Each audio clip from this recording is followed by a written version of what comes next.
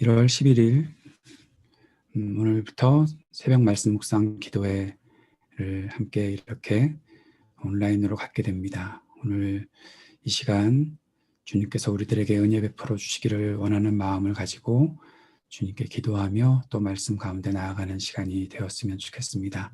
기도하겠습니다. 거룩하신 아버지 하나님, 오늘 저희들에게 은혜 베풀어 주시고 주님의 귀하신 사랑과 은총으로 함께해 주시니 감사합니다. 이 날을 시작하며 우리의 모두가 주님의 귀하신 사랑과 은혜를 충만히 누리고 주님 앞으로 더 가까이 나아가는 하나님의 백성들 될 수 있도록 인도하여 주옵소서. 예수님 이름으로 기도드립니다. 아멘. 함께 279장 찬송 드리겠습니다.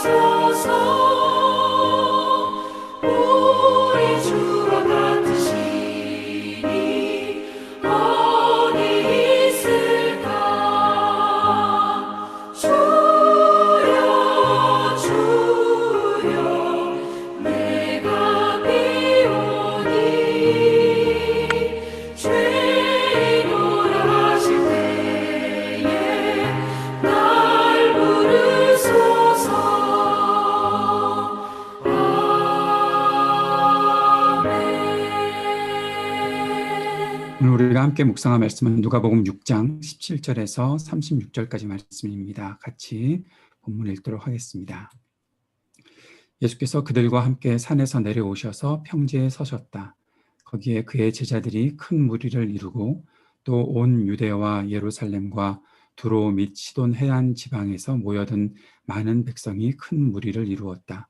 그들은 예수의 말씀도 듣고 또 자기들의 병도 고치고자 하여 몰려온 사람들이다. 악한 귀신에게 고통을 당하던 사람들은 고침을 받았다. 온 무리가 예수에게 손이라도 대보려고 애를 썼다. 예수에게서 능력이 나와서 그들을 모두 낫게 하였기 때문이다. 예수께서 눈을 들어 제자들을 보시고 말씀하셨다. 너희 가난한 사람들은 복이 있다. 하나님의 나라가 너희의 것이다. 너희 지금 굶주리는 사람들은 복이 있다. 너희가 배부르게 될 것이다. 너희 지금 슬피 우는 사람들은 복이 있다. 너희가 웃게 될 것이다. 사람들이 너희를 미워하고 인자 때문에 너희를 배척하고 욕하고 너희의 이름을 악하다고 내칠 때에는 너희는 복이 있다. 그날에 기뻐하고 뛰놀아라. 보아라, 하늘에서 받을 너희의 상이 크다. 그들의 조상들이 예언자들에게 이와 같이 행하였다. 그러나 너희 부요한 사람들은 화가 있다. 너희가 너희의 위안을 받고 있기 때문이다. 너희 지금 배부른 사람들은 화가 있다. 너희가 굶주리게 될 것이기 때문이다. 너희 지금 웃는 사람들은 화가 있다. 너희가 슬퍼하며 울 것이기 때문이다. 모든 사람이 너희를 좋게 말할 때에 너희는 화가 있다. 그들의 조상들이 거짓 예언자들에게 이와 같이 행하였다. 그러나 내 말을 듣고 있는 너희에게 내가 말한다. 너희의 원수를 사랑하여라. 너희를 미워하는 사람들에게 잘해주고 너희를 저주하는 사람들을 축복하고 너희를 모욕하는 사람들을 위하여 기도하여라. 내 뺨을 치는 사람에게는 다른 쪽 뺨도 돌려대고 내 겉옷을 빼앗는 사람에게는 속옷도 거절하지 말아라. 너에게 달라는 사람에게는 주고 내 것을 가져가는 사람에게서 도로 찾으려고 하지 말아라. 너희는 남에게 대접을 받고자 하는 대로 남을 대접하여라. 너희가 너희를 사랑하는 사람들만 사랑하면 그것이 너희에게 무슨 장한 일이 되겠느냐? 죄인들도 자기네를 사랑하는 사람들을 사랑한다. 너희를 좋게 대하여 주는 사람들에게만 너희가 좋게 대하면 그것이 너희에게 무슨 장한 일이 되겠느냐? 죄인들도 그만한 일은 한다. 도로 받을 생각으로 남에게 구워주면 그것이 너희에게 무슨 장한 일이 되겠느냐? 죄인들도 고스란히 되받을 요량으로 죄인들에게 구워준다. 그러나 너희는 너희 원수를 사랑하고 좋게 대하여 주고 또 아무것도 바라지 말고 구워 주어라. 그리하면 너희는 큰 상을 받을 것이요 더없이 높으신 분의 아들이 될 것이다. 그분은 은혜를 모르는 사람들과 악한 사람들에게도 인자하시다. 너희의 아버지께서 자비로우신 것과 같이 너희도 자비로운 사람이 되어라. 아멘. 오늘부터 저희들이 누가복음 6장 17절 말씀부터 같이 묵상을 해나가게 될 텐데 저는 7장 50절까지의 이 본문의 큰 주제를 복에 대한 5가지 질문이라는 제목을 한번 잡아보았습니다. 그리고 복이 무엇인가, 우리가 복에 대해서 어떻게 생각해야 되는가, 그 사실들을 조금씩 우리가 묵상하는 시간들로 가졌으면 좋겠다는 생각을 해보았습니다. 오늘 누가복음 6장 17절에 보면 예수께서 그들과 함께 산에 내려오셔서 평지에 서셨다라는 말씀으로 시작하고 있지요. 이 평지에 서셨다라는 말씀은 이 마태복음 5장부터 7장까지에 있는 예수님께서 산에 오르셔서 가르침을 시작하셨다라는 그 산상설교와 함께 누가복음에서는 평지설교라고 부르는 장면으로 이렇게 좀 비교가 될 수 있습니다. 거의 비슷한 내용들이 기록되어 있는 것 같지만 조금 다르게 표현되거나 또 다른 내용들도 나타나는 본문들을 우리가 볼 수 있게 됩니다. 이 설교의 중요한 부분은 하나님 나라의 통치를 따르는 제자들의 삶, 하나님 나라를 바라보고 하나님 나라를 따라가는, 그리스도의 복음을 듣고 그리스도를 따라가는 사람들이 어떻게 살아가는가 하는 내용들을 담고 있는 것을 보게 됩니다. 하나님 나라의 복음, 그것은 단순히 가르쳐지는 것, 어떠한 말로서 교훈으로서 가르쳐지는 것으로 끝나는 것이 아니라는 것을 오늘 우리는 본문을 통해서 보게 되지요. 이 하나님 나라의 복음이 시작될 때 제자들이 큰 무리를 이루고 또 온 유대와 예루살렘과 두로미 시돈 해안 지방에서 많은 사람들이 무리를 지어서 주님께로 왔다라는 그런 말씀을 하고 있는 것을 보게 됩니다. 그들은 말씀도 들었고 18절에 보면 자기들의 병도 고치고자 하여 몰려온 사람들이다. 악한 귀신에게 고통을 당하던 사람들이 고침을 받았다. 예수님께 손이라도 대보려고 했고 예수에게서 능력이 나와서 그들을 모두 낫게 했다. 이것이 마태복음의 산상수훈과는 조금 다른 모습들을 먼저 그려주고 있는 것들을 보게 되죠. 마태복음에서는 가르침으로 지금 하나님 나라의 복음이 전달되고 있는 것들을 보여주고 있었는데 누가복음에서는 이렇게 낫게 되고 고침받고 새롭게 되는 역사들이 나타난다라는 것들로 이 말씀이 시작되고 있는 것을 보게 됩니다. 하나님 나라의 복음은 단순히 가르침으로 끝나는 것이 아니라 고치고 새롭게 하는 복음의 능력으로 나타나는 것이다. 그래서 고침받고 새로운 삶을 시작하는 것, 그것이 예수님에게서 나오고 있고 우리는 그것을 가리켜서 복이라고 말한다. 복이라는 것은 내가 남들보다 더 많이 갖는 것으로 끝나는 것이 아니라 이렇게 고쳐지고 새롭게 되는, 그리고 하나님 나라의 말씀을 배우게 되는 그런 모든 것을 가리켜서 우리는 복이라고 말하고, 이 복에 대해서 우리가 이 말씀들을 함께 오늘부터 생각해 보았으면 좋겠다는 마음을 갖고 있습니다. 하나님 나라의 복음의 중심에 있는 복은 어떤 것인가? 먼저 우리가 그것을 생각해 보게 될 텐데, 그것은 세상에서 말하는 세상의 가치관으로 누구보다 더 낫게 되고 누구보다 더 좋게 되고 비교 우위로 설명되는 것이 아니라는 것이죠. 또 우리가 보통 복이라 얘기할 때 행복하다라고 말하는 그러한 행복이라는 것은 결국 제한된 어떠한 시간에 경험하는 그러한 것으로 보게 되는데, 그것과는 다른 차원의 것이라는 것을 오늘 말씀을 통해서 보게 될 것입니다. 우리가 정의하고 우리가 생각하는 복이라는 것은 영원하신 하나님과 친밀한 교제를 하고 동행을 하는 것, 하나님께서 모든 필요를 채우시는 것을 믿음으로 인정하고 경험하게 되는 것, 하나님의 뜻을 이해하고 그 뜻을 함께 이루어가는 것을 우리는 복이라고 정의했으면 좋겠다라는 거죠. 오늘 누가복음에서도 그렇고 마태복음에서도 그렇고 이 복된 사람들, 복이다라고 말할 때는 하나님께서 주시는 것, 세상에서부터 내가 무엇인가 얻게 되는 것, 세상에서 잠깐 얻었다가 어느 순간 사라지는 것, 그것을 말하는 것이 아니라 영원하신 하나님께서 영원전부터 계획하셨고 우리들에게 주시는 것이기에 우리가 계속해서 누려나갈 수 있는 것을 복이라고 말하는 것이고, 그 복을 하나님께서는 우리들에게 오늘 말씀하고 계시고, 그 복에 대해서 이 예수님의 가르침을 우리가 하나씩 배워가면 아마 이 복이라는 것이 정말 다른 차원의 것이다라는 사실들을 보게 될 것입니다.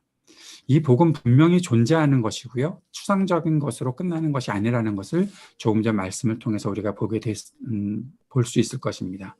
고침을 받고 나음을 받고 새롭게 된다라는 것이죠. 이 복은 분명히 존재하고 있는 것이고 사람들은 그 복을 향해 나아왔다라는 것입니다. 하나님은 예수 그리스도를 통해서 이 복을 우리들에게 베풀어 주셨고 이 복이 이 땅에 실현되게 하셨다라는 사실도 우리가 보게 되는 것이죠. 그리스도를 통해서 하나님을 믿고 따르는 이들이 아브라함과 같이 복의 근원으로 살아가게 된다는 것들을 우리는 경험하게 되고 오늘 말씀을 통해서 배우게 될 것입니다. 사람들은 이 복에 대해서 반응하게 되는 것들도 알게 됩니다. 복을 알고 듣게 되면, 복을 경험하면 그 앞으로 더 가까이 나오게 된다는 사실도 보게 되는 것이죠. 그렇다면 복에 대해서 반응하게 되는 감각이 무엇인가? 우리들이 그 복에 대해서 반응하고 있는가? 그것이 어떠한 감각을 살려내야 복에 대해서 반응하게 될 것인가? 한마디로 말하면 그것이 바로 믿음이라는 것이죠. 나의 삶을 바꾸어 주시고 새롭게 하실 수 있으십니다. 나를 고쳐 주실 수 있으십니다. 나에게 하나님 나라를 향한 소망을 두고 희망을 가지고 살게 하실 것입니다. 이 땅의 모든 좌절과 고통에서 벗어나 하나님 나라에서 얻게 되는 그러한 복을 내가 누리게 될 것입니다 라고 감각, 내 속에 있는 반응하게 되는 그 감각이 무엇인가 하면 그것이 바로 믿음이라는 것이죠. 예수님께서 나를 바꾸어 주실 수 있다. 예수님 앞에 내가 나아갈 때 내가 새롭게 될 수 있다라는 것을 우리가 알게 되는 것입니다. 20절부터 말씀을 보면 예수님께서 말씀하시는 것이 복과 화에 대해서 말씀하고 있습니다.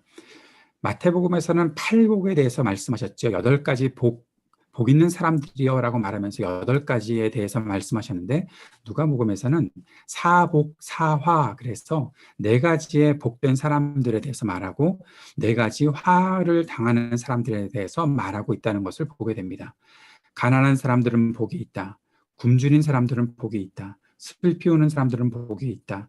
너희를 미워하고 너희를 배척하고 욕하고 너희 이름을 악하다고 내칠 때에 복이 있다. 이렇게 4가지의 복에 대해서 말씀하시고, 그렇게 되는 사람들이 기뻐하고 하늘에서 받을 상이 크다라는 것들을 말씀하셨고, 그것이 이미 약속된 것이고 이미 그것을 성취한 사람들이 있다라는 것을 말씀하고 있습니다. 그리고 4가지의 화에 대해서 말씀하시죠. 부요한 사람들은 화가 있다. 배부른 사람들은 화가 있다. 지금 웃는 사람들은 화가 있다. 모든 사람들이 너희를 좋게 말할 때 칭찬하는 것, 세상에서부터 칭찬받는 사람들은 화가 있다라고 말씀하시면서 사복, 사화에 대해서 말씀하고 있습니다.